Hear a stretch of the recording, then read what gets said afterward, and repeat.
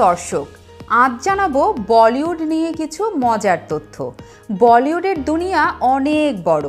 এই রঙের দুনিয়ায় চাকচিক্য, গুজব, তারকাদের বিরোধ, বন্ধুত্ব, কাদা ছোড়াছড়ি সবই চলে।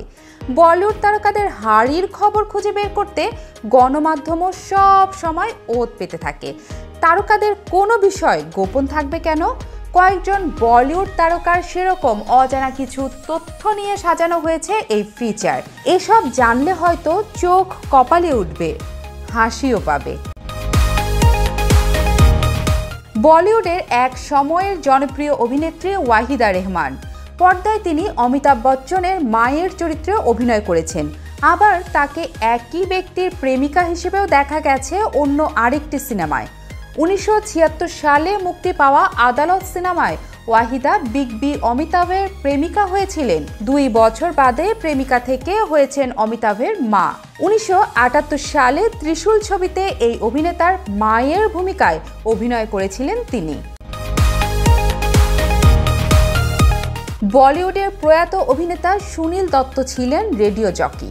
রেডিও সিলনে পেশাদার জকি হিসেবে কাজ করতেন তিনি। সেখানে চাকরি করার সময় তার প্রিয় অভিনেত্রী নার্গিসের একটি সাক্ষাৎকার নেয়ার জন্য অনেকদিন ধরে অপেক্ষা করতে হয়েছিল তাকে। যেদিন সুযোগ পেলেন সেদিনই ঘটল বিপত্তি। প্রিয় তারকাকে সামনে পেয়ে সুনীল দত্ত এতটাই ঘাবড়ে গেলেন যে মুখ থেকে আর কোনো শব্দই বের হতে চাইছিল না। তাতে অনুষ্ঠান গেল ভেস্তে। বাতিল করতে হয়েছিল সেই অনুষ্ঠানটি। এরই কয়েক বছর পরে সুনীল ও নার্গিস মাদার ইন্ডিয়া ছবিতে একসঙ্গে কাজ করেছিলেন। সেই ছবিতে কাজ করতে গিয়ে দুজনার প্রেমে পড়েন। 1958 সালে বিয়েও করেন তারা। মজার বিষয় হলো মাদার ইন্ডিয়া ছবিতে নার্গিসের ছেলের চরিত্রে অভিনয় করেছিলেন সুনীল। কারিনা কাপুরের হিরোইন ছবির কথা মনে আছে?